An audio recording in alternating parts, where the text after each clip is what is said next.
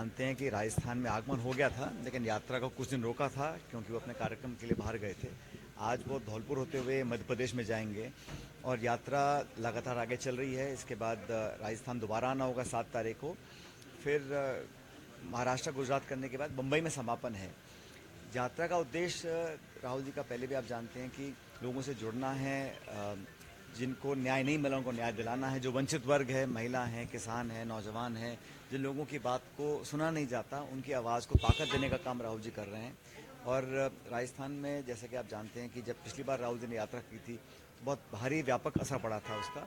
आज भी देश में जो हालात बने हैं, मैं समझता हूँ उसमें न सिर्फ कांग्रेस पार्टी लेकिन हमारा जो इंडिया अलायंस है उसको भी बहुत बल मिल रहा है। लगातार हमारे अलग अलग दलों के साथ सीट शेयरिंग के समझौते हो रहे हैं। समाजवादी पार्टी और आम आदमी पार्टी के साथ हो चुका है और बहुत जल्द बिहार महाराष्ट्र में भी हम लोग अपनी सीटों का अनाउंस करेंगे। राहुल जी की कोशिश है कि 10 साल की जो सरकार है दिल्ली में, उससे सवाल पूछें। ये वो सरकार है जिसने 147 सांसदों को एक साथ निलंबित करने के बाद चोर दरवाजे से बिलों को पास के पार्लियामेंट के अंदर। संवाद करते नहीं हैं, जवाब देते नहीं हैं, महंगाई बेरोजगारी पर ध्यान देने को तैयार नहीं है। तो मुझे लग रहा है कि देश में बदलाव होगा। और अभी मैं हाल ही में 2-3 राज्यों में गया था, केरल में और आंध्र प्रदेश में। वहाँ पर भी मुझे लगता है कि कांग्रेस पार्टी का परफॉर्मेंस बहुत अच्छा रहेगा। हम लोग चाहते हैं कि सरकार की जवाबदेही तय हो।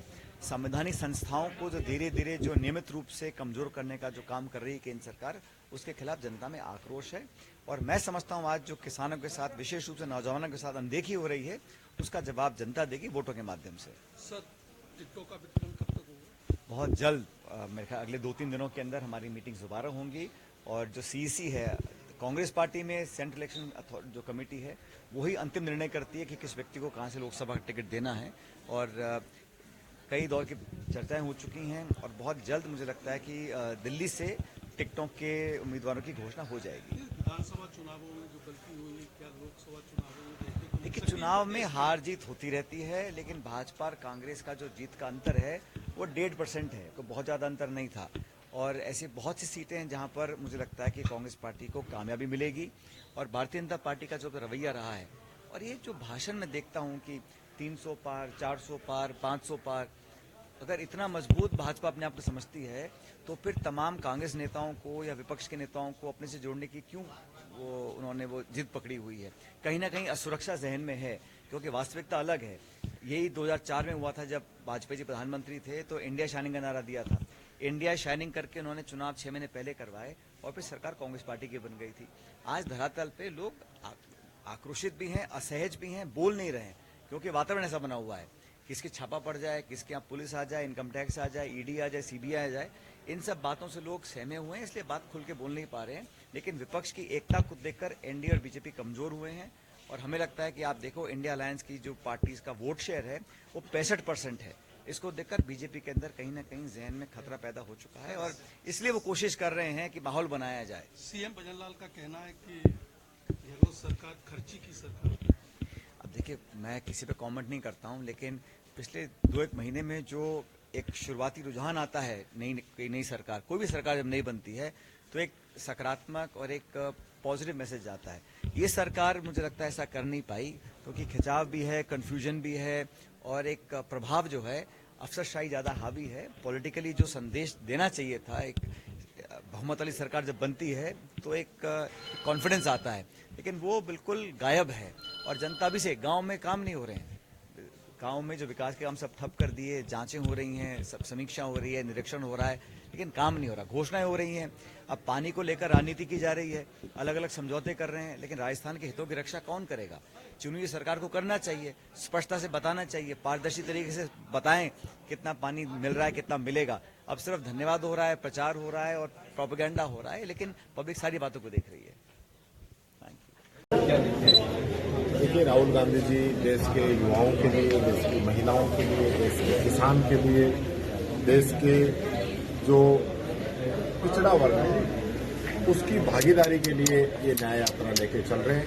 न्याय यात्रा का जबरदस्त रिस्पॉन्स पूरे देश के अंदर मिल रहा है, उससे बीजेपी घबराई हुई है और हमें खुशी है कि अभी ये यात्रा आज हमारे धौलपुर से होकर मध्य प्रदेश के अंदर गुजरी। सर, जब आप यात्रा में लगातार चल रही है, इसलिए क्या कितना रिस्पॉन्स जनता का निकल के आ रहा है? आप लोगों से बराबर होते हैं, क्या लगता है आपको सर अप्रोच होना? देखिए, पहली बार कोई ऐसा नेता है जो जनता के बीच में जा रहा है। राहुल गांधी जी इससे पहले भी 4,500 किलोमीटर पैदल यात्रा करके जनता के बीच में कन्याकुमारी से लेकर कश्मीर तक गए हैं और अब 6,700 किलोमीटर मणिपुर से मुंबई तक की यात्रा कर रहे हैं। कोई छोटी बात नहीं है। मोदी जी ने एक प्रेस कॉन्फ्रेंस नहीं कर पाए 10 साल के अंदर।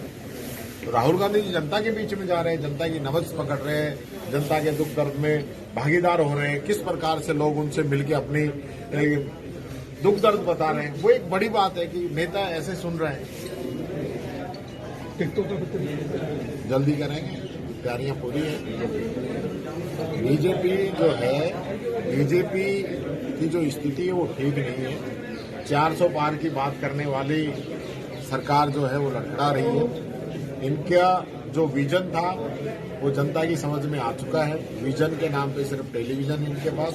और सही बात मैं कहना चाहूंगा, जो मुद्दे इन लोगों ने आज से पूर्व के दोनों चुनावों के अंदर लिए, क्या अच्छे दिन आ गए? क्या किसान की आमदनी इन लोगों ने दुगनी कर दी? क्या 2 करोड़ युवाओं को रोजगार दे दिया? ये सारी चीजें पूछेगी जनता अब की बार, क्योंकि पिछले चुनाव में तो पुलवामा को लेके आ गए और पुलवामा की वजह से देश के शहीदों के नाम पे इन लोगों ने वोट मांगे और उसके बाद सत्ता के अंदर बैठे, जबकि आज तक ये नहीं बता पाए कि पुलवामा के अंदर वो RDX कहां से आया था। अब राम मंदिर की बात करें, अब जनता सब जानती है, राम मंदिर पहला थोड़ी बना है। 370 का मुद्दा भी सर बढ़ाने वाली है बीजेपी। नहीं तो यहाँ क्या उस चीज का 370 ठीक है, वहाँ जो उन्होंने किया है, लेकिन यहाँ जो 2 करोड़ युवाओं को रोजगार की बात करते थे वो तो उसी से काम चलेगा ना। हर जगह के अलग मुद्दे हो सकते हैं, लेकिन धौलपुर का जो युवा है उसको क्या मिला है?